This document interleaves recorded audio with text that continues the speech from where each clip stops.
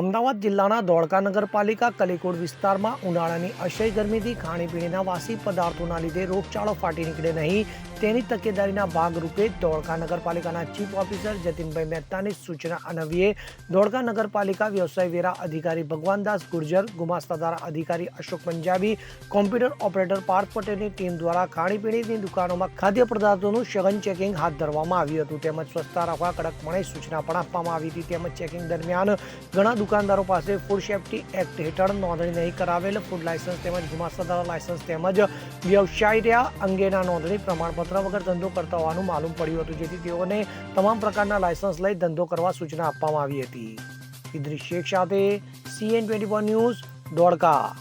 હવે જુઓ દેશ દુનિયાની તમામ ખબરો તમારી આંગળીના ટેરવે. ઉઠાવો મોબાઈલ અને Google Play Store પરથી ડાઉનલોડ કરો અમારી CN24 ન્યૂઝ મોબાઈલ એપ.